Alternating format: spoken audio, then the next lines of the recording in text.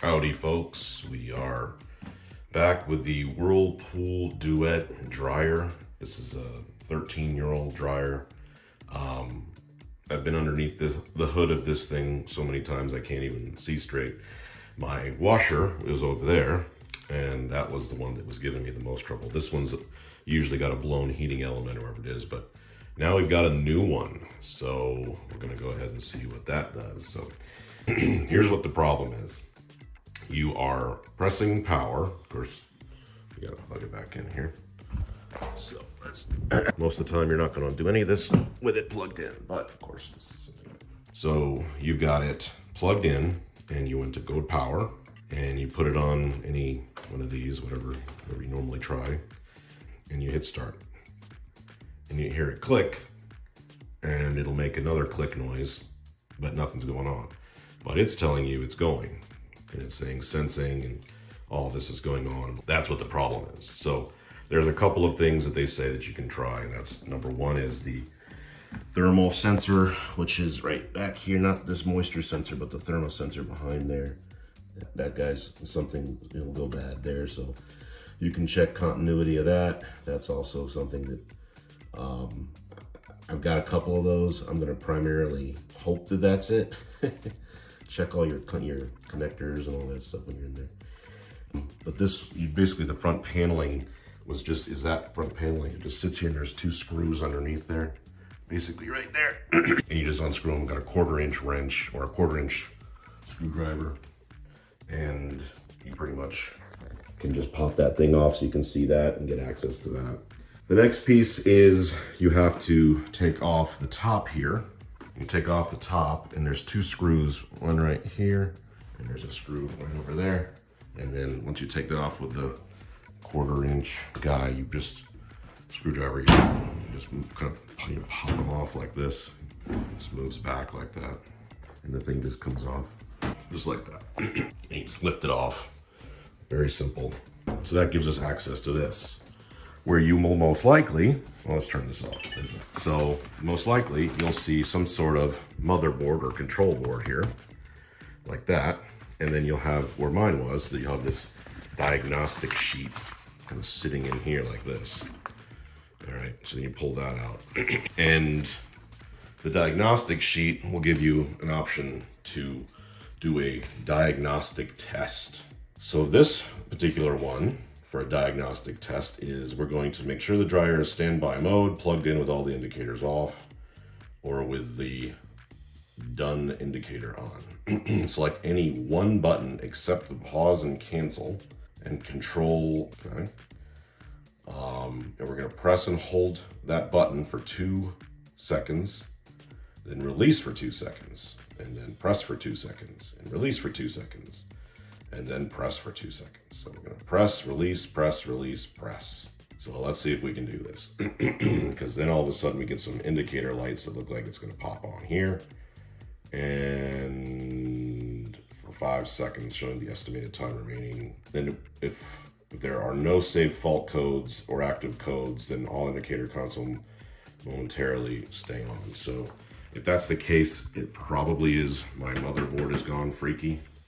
And I'll have to replace that, but that would be not very fun and probably pretty expensive. I've done it before with my washer, so we'll have to get crazy there. So we're gonna press and hold. So let's use the start button. 1, 2, 1, 2. Didn't work. All right, so I got it working this time. And I got an F25. I don't know what that looks. I don't know what that is. So we'll go ahead and find out what an F25 is. I'll get back to you and see. All right, so my little click said I got an F25, and by the grace of God, mine is F25 was the inlet thermistor shorted, and the F25 flashes if the inlet thermistor is shorted. The fault code appears only when the diagnostic test mode. See test 4A page 7. All right, so I don't know if you guys are gonna stop the video here and you're not getting the F25, but I used this button, the temperature button, so I did that whole 2 second thing. So I did 1, 2, 1, 2, 1, 2, 1, 2, 1, 2, 1, 2, 1, 2. And then the thing popped up, went into this like diagnostic mode where all the lights go on, and then boom, F25 shows up. So now we're gonna go ahead and find out what a inlet thermistor shorted is. So get back to you on that one. So it dawned on me that me having the ability to do it without showing you doesn't help you at all. So after you've taken off your diagnostic tech sheet, which is found right by that control board. Also, before you start messing with all this stuff, if you see something black underneath here, that means when your motherboard is shorted out. Don't waste all the time, just order another one of these things. Order a new control board, okay? You're always gonna wanna make sure all these things are plugged back in, you know, but I didn't unplug them, but I'm just making sure you guys understand that. So with this thing plugged in, we're going to press and hold 2 seconds, release 2 seconds, hold 2 seconds, release 2 seconds, hold 2 seconds. So that's what we're gonna do. So I had success doing it on temperature. So I had success with the temperature one, so I'm gonna do it this way. So we're gonna do it 1, 2, 1, 2, 1, 2, 1, 2, 1, 2, 1, 2, 1, 2. And there we go.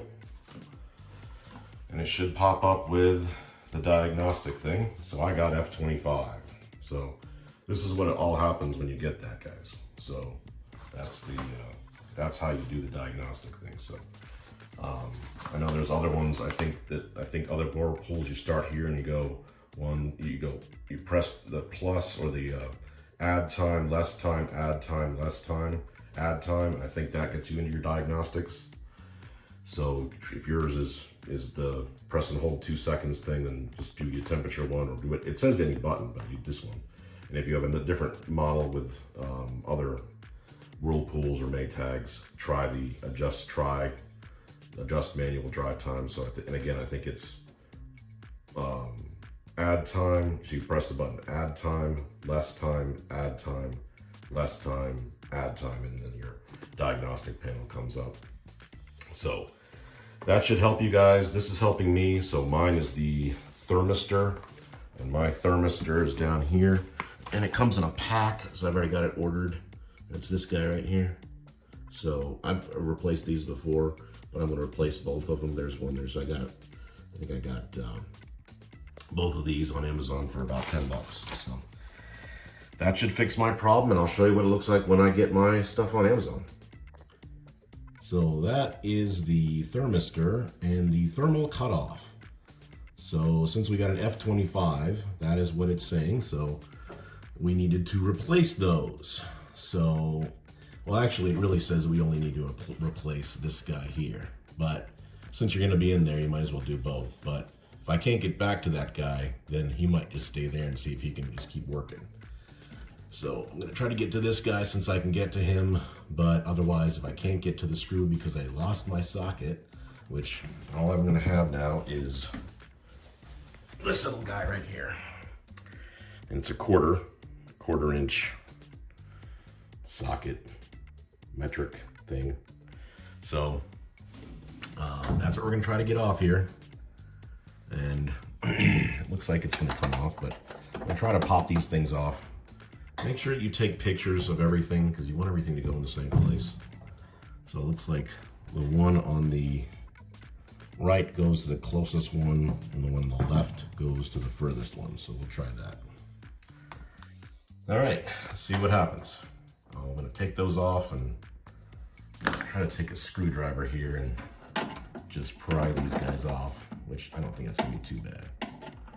Yeah, let's see. Make sure you unplug everything because you're messing with some stuff that's got some electricity in there. So, but for some reason, my little headgear to show you guys that I'm gonna do this, but really that's all I'm gonna do is just take this and pop that sucker off. Be right back. So we've got a new thermistor on there.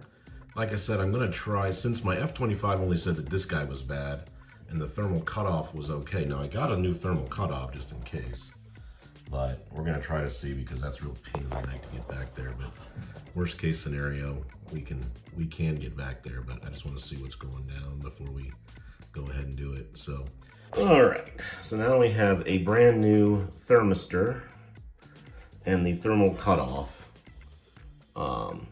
has also been replaced. So I was able to get my hands back there. Again, all you need is one of these 1/4 inch guys, and just get some, get some elbow grease in there. Obviously, unplug the unit. Make sure that you take pictures of all of this before you do it. So, all right, moment of truth. So I already plugged this in. So we're gonna go power. I guess you just, wherever you wanna go, doesn't matter. So that got really, really loud, but I wanted to show you guys that it was working, and it worked out very, very well. All you have to do is just replace the thermistor and the thermal cutoff, and as long as the drum starts moving and you hear the clicking, you're going to be good. So the heat came on, we had a working dryer, and it was about $9. So I'll leave a link in the description on what the thermistor and the thermal cutoff costed me. So I hope you enjoyed it, and make sure and leave a like and subscribe so I can keep making content for you guys. Have a great one.